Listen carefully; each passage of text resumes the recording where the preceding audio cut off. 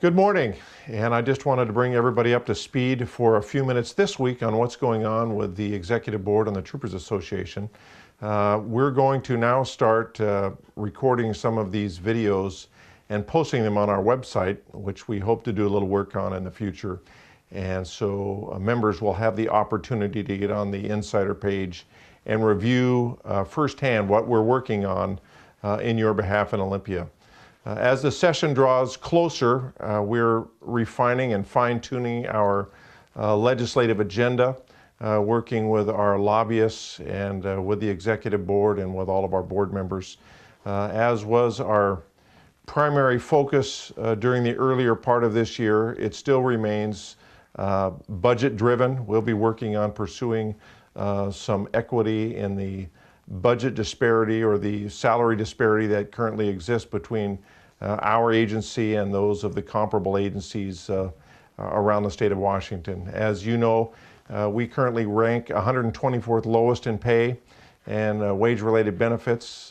Our primary focus will be to revise RCW 4343-380, and that's the RCW that governs the amount of pay that troopers and sergeants get in our bargaining unit. That was drafted in 1965. It hasn't been revised since. We think that we're on task to get those revisions amended this year. The Troopers Association is on a 3-year plan to tackle this budget issue. We started this 2 years ago, and that was brought forth to the elected officials here in Olympia. We was basically a public awareness campaign utilized to focus on the problems that we were experiencing in hiring and retaining and retention issues as they solely focused on the budget problems that we have. The second year being the short session, the last legislative session, we were able to introduce a couple different bills to address this.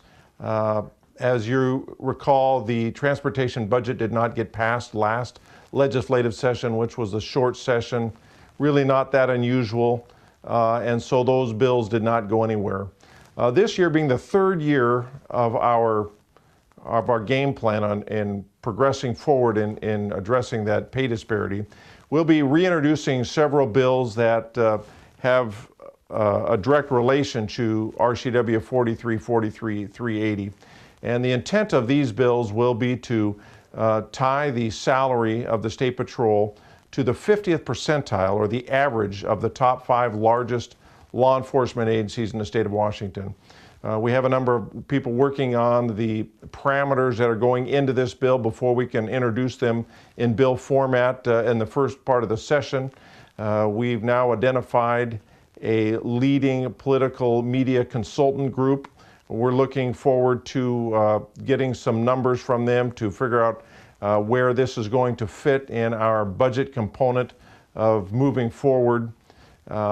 These are things that we're working on right now. We've had a number of meetings this week with elected officials, met with Senator Rivers this morning, got some great feedback. We tend to have a lot of support in Olympia.